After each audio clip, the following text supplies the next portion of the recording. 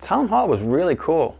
I've been there with different groups, and I was one of the first people in there. With Ann Kerrigan, I was doing a program at the time called East Bridgewater's Most Haunted, and we'd go around to different areas and basically do like our own paranormal show, but on local cable. And when we did the town hall, we were filming for that an episode of East Bridgewater's Most Haunted, and some very interesting things came out of it.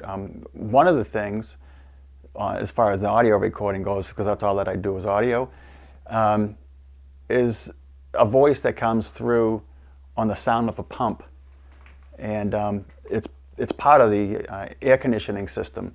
So this water pump turns on. It's very loud, and then it shuts off because it's filling up a condenser or doing something, whatever it's doing.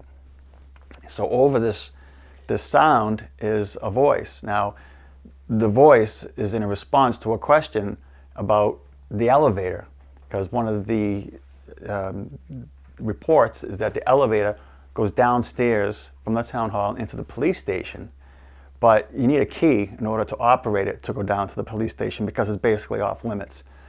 So it's been reported, even by the police, that all of a sudden the bell would ring and they'd look and the doors would open up and there's nobody in there. And then it would close and then it would go back upstairs again. So this is one of our questions. So in good timing, when the pump turns on, there's a voice that says, "Yes, I push buttons."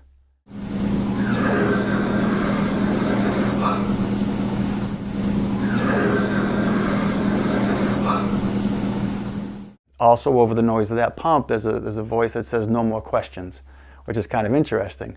Kind of sound like the spirit may have been getting agitated. Is there a message you'd like us to pass on to someone?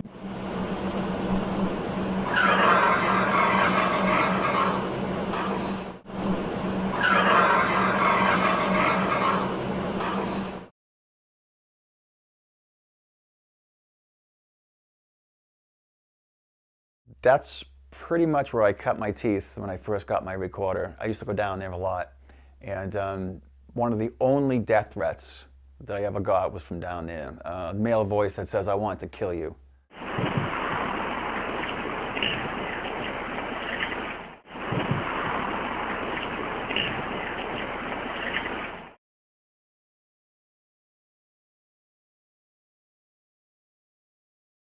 We're doing the investigation, and what we do is this thing we call quiet time, where everybody finds a spot in the house. You sit, you stand, but for 10 minutes you don't make a sound. And if you hear something, then you tag it. You say, "Oh, that was my stomach growling," or "Oh, that was a dog barking outside."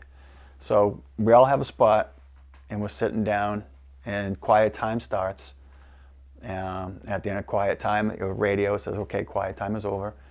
And I went downstairs because I was on the second floor, and I was getting scolded because somebody was walking around during quiet time, which you're not supposed to do.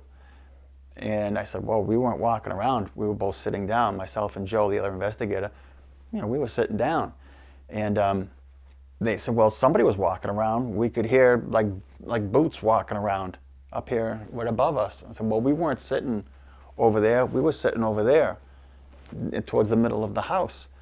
They said, "Well, that's really strange because we all heard it." I said, "Well, we didn't hear anything." So I went back to my recorder and go back to that point in time, and sure enough, you can hear somebody walking down the hall.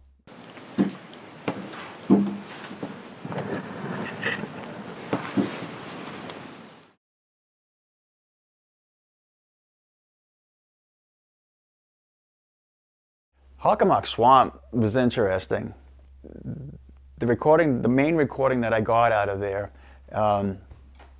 became part of my very small collection.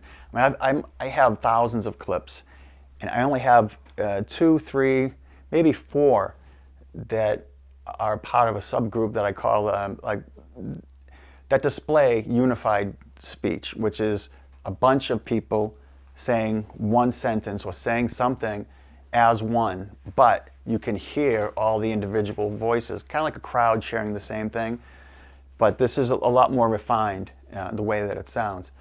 While I was out in the swamp, I was actually part of the old Stagecoach Road.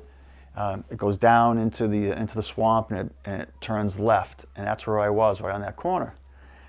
And I was about to turn my recorder off, and we were talking about, I think, paranormal groups or something like that. And one of the investigators says, because they all come in with their own procedure, and I shut the recorder off. Well, when I played it back, right before, she says, because they all come in with their own procedure, you hear like a boys' choir sing.